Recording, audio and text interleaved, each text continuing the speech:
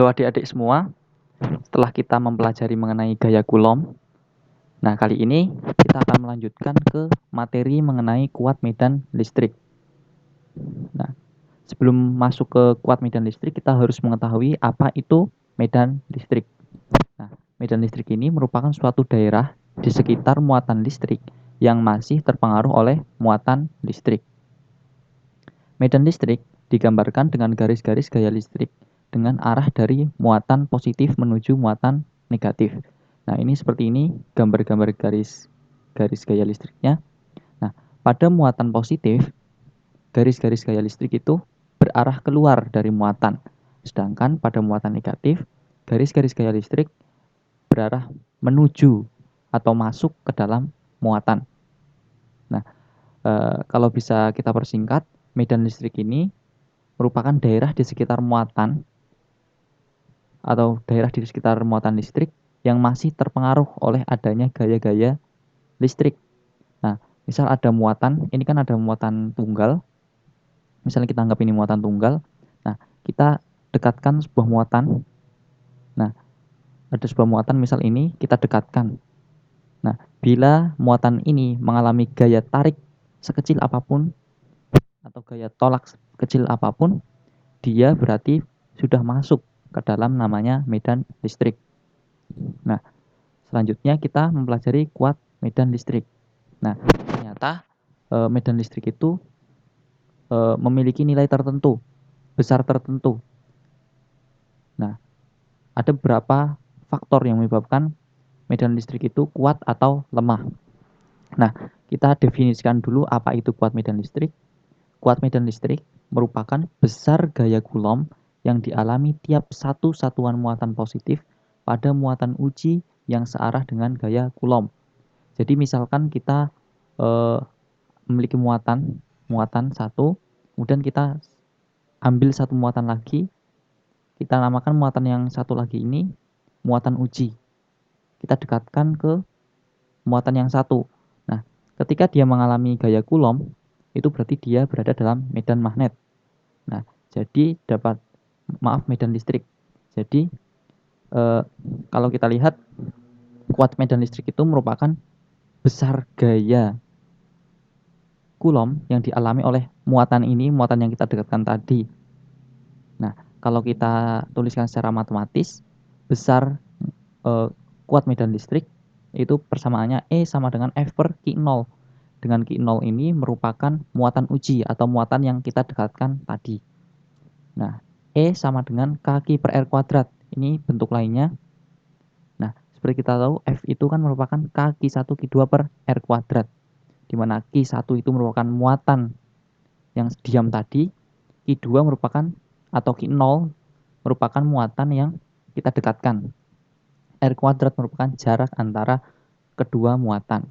Atau kita tuliskan E sama dengan 1/4 pi epsilon 0 Q per R kuadrat. Dengan K merupakan tetapan Coulomb, nilainya 9 kali 10 pangkat 9 Newton meter kuadrat per Coulomb kuadrat, dan epsilon 0 permitivitas hampa udara, yaitu 8,8 kali 10 pangkat min 12 Coulomb kuadrat per Newton meter kuadrat. Nah, sekarang saya punya contoh soal. Jarak antara titik P dan muatan min 20 mikrocoulomb adalah 10 cm. Tentukan kuat medan listrik dan arah medan listrik pada titik P. Nah, penyelesaiannya begini. Diketahui tadi kan muatan listriknya minus 20 mikrocoulomb. Minus 20 mikrocoulomb. Nah, kita ubah menjadi coulomb sekitar min 20 kali 10 pangkat min 6 coulomb. Nah, jarak antara titik P dan muatan listrik atau RP itu 10 cm. Nah, kita buat ke satuan internasional menjadi 0,1 meter atau 1 kali 10 min 1 meter. Nah, konstantanya K sama dengan 9 kali 10 pangkat 9 Newton meter kuadrat per Coulomb kuadrat. Dan ditanya besar dan arah medan listrik di titik P. Nah, kita tinjau dulu rumus kuat medan listrik. E sama dengan Kq per R kuadrat. Nah, kita tinggal masukkan angkanya. Maaf, ini bukan di titik A ya, di titik P. Nah, kita masukkan angkanya ke dalam persamaan tadi, Q-nya sekian, R-nya sekian, kita masukkan, kita hasilkan E sama dengan 1,8 10 pangkat 7 Newton per Coulomb. Nah, di sini nilai negatif dalam muatan itu kita abaikan, tidak digunakan di sini maksudnya. Kenapa? Karena di sini ditanyakan besarnya, bukan arahnya. Nah, kalau kita lihat arah medan listrik di titik P ini, maaf ini bukan A tapi P, muatan listrik negatif. Nah, kalau kita masukkan negatifnya di sini, maka medan listriknya itu bentuknya negatif. Hasilnya negatif kan? Nah, muatan listrik negatif karena arah medan listrik menuju muatan listrik dan menjauhi titik P. Nah, kalau kita gambarkan, E negatif ini menunjukkan bahwa arah dari medan listrik itu menjauhi titik P. Nah, kemudian karena medan listrik ini terjadi di sekitar muatan, maka di berapapun di sekeliling muatan ini dapat dihitung kuat medan listriknya.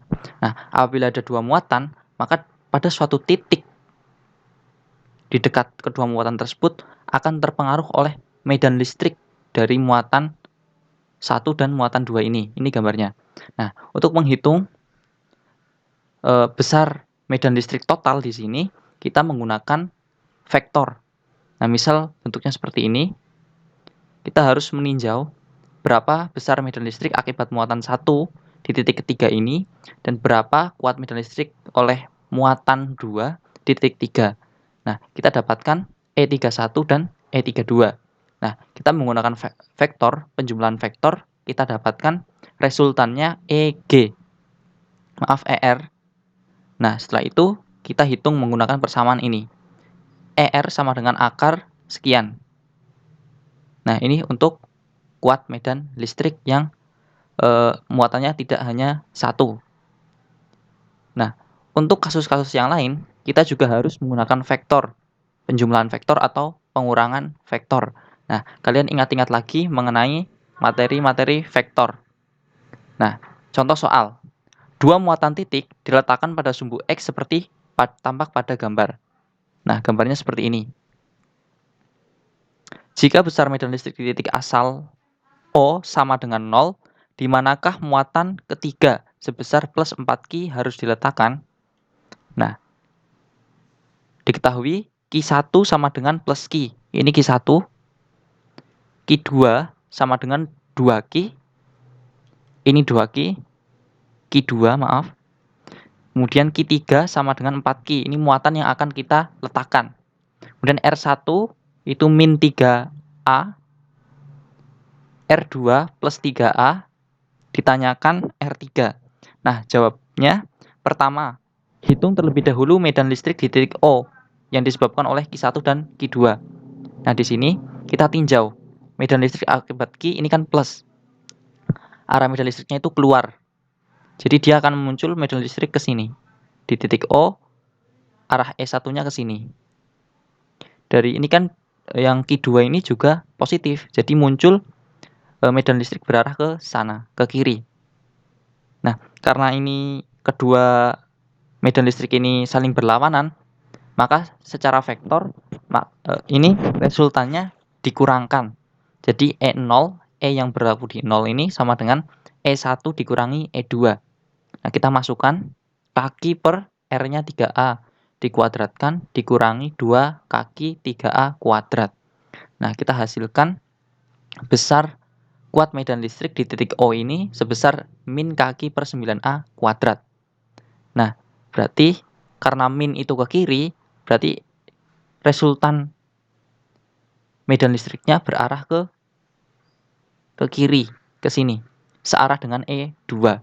Karena ini negatif, E0-nya. Nah, agar E0 bernilai 0, maka harus ada medan listrik lainnya berarah ke kanan. Untuk meniadakan E0 ini.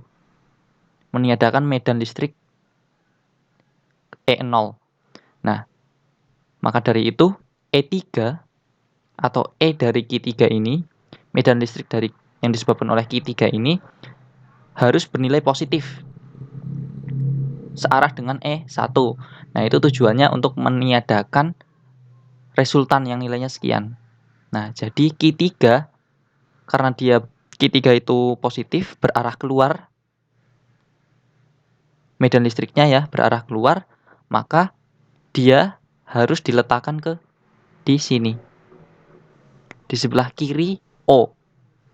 Jadi kalau ada medan listrik di sini, dia akan munculkan medan listrik ke O ini ke sana, searah E1. Nah, jarak dapat dihitung sebagai berikut. E1 min E2 plus E3 sama dengan 0. Kita masukkan E1 min E2, nilainya sekian. Kita masukkan, ditambah K4Q per X kuadrat, di mana X kuadrat ini merupakan permisalan jarak Q3. Nah, ini sama dengan 0. Kita operasikan. Nah, kita hasilkan X sama dengan 6A. Jadi, agar medan listrik di titik O bernilai 0, maka Q3 diletakkan di X sama dengan min 6A. Nah, kemudian kita belajar kuat medan listrik pada bola konduktor. Nah, apabila sebuah bola konduktor dengan jari R diberi muatan listrik, seluruh muatannya akan terkumpul pada permukaan bola. Sehingga di dalam bola konduktor tidak ada garis gaya listrik. Dan di dalam bola besar, kuat listriknya 0. Di dalam bola besar kuat listriknya 0. Maaf. Jadi seperti ini. Bentuknya seperti ini ya. Ada bola, jari-jarinya R. Ini bolanya bola berongga. Jadi ini kulitnya saja. Ada kulit, ini dalamnya berongga. Nah, di sini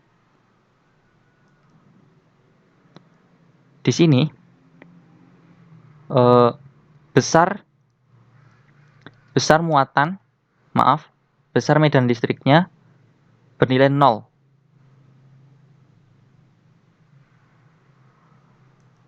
Di tengah-tengah ini besar muatannya bernilai 0 di sini. Kenapa? Kita ingat di luar sini, di kulit permukaannya terdapat muatan. Muatan ini akan menghasilkan medan listrik berarah ke dalam. Seperti ini. Nah, karena saking banyaknya muatannya dan arahnya, perhatikan arah medan listrik oleh ini dan ini itu saling berlawanan. Sehingga medan listrik oleh ini dan ini saling meniadakan. Nah, karena dia bentuknya lingkaran, maka resultan medan listriknya sama dengan 0. Jadi, ya di dalam R kurang dari jari-jarinya, jarak titik ujinya lebih kecil dari jari-jarinya, E-nya 0.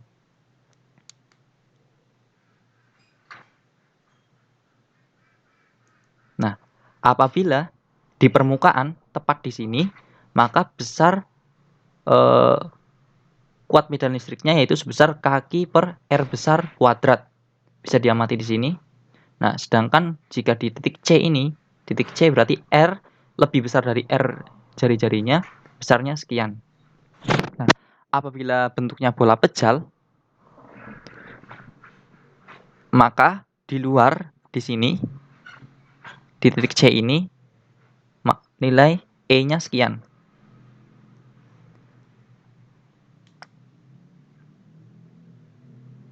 Apabila di permukaan tepat di titik B, nilainya sekian.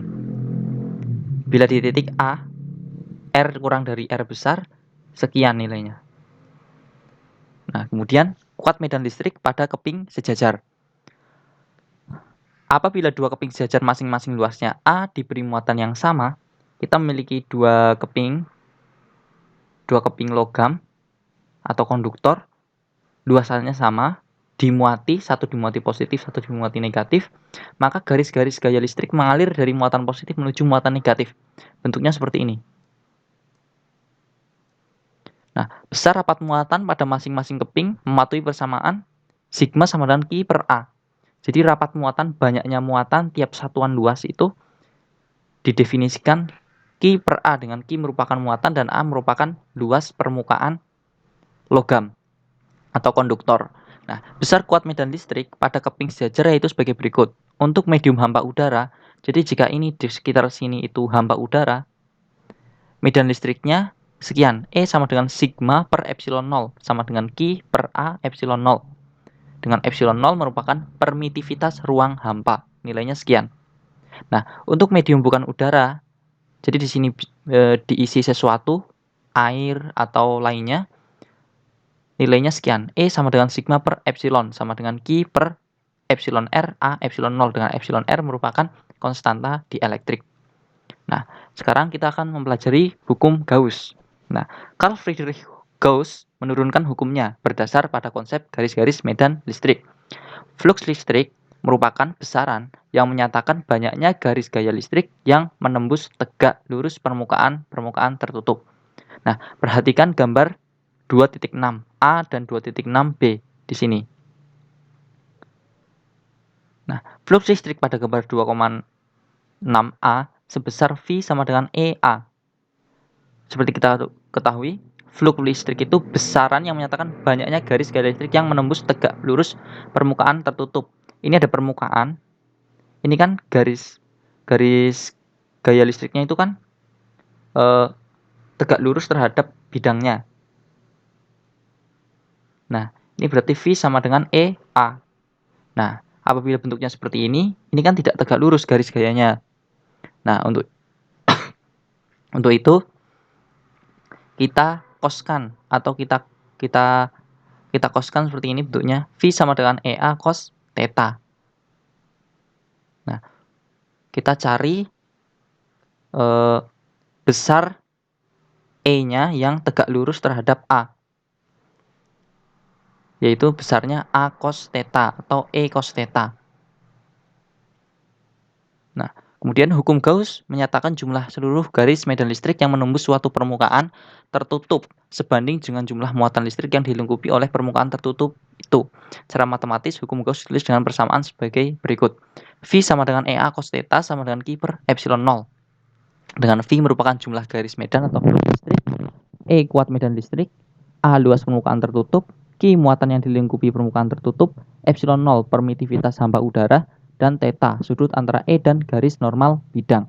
Nah, apabila kita amati berdasarkan hukum Gauss, jumlah flux ini, jumlah garis-garis gaya listrik ini menggambarkan jumlah muatan yang berada di luasan ini.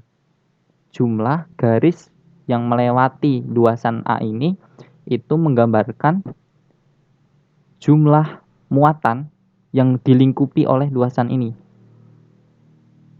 Sekian dari saya, terima kasih.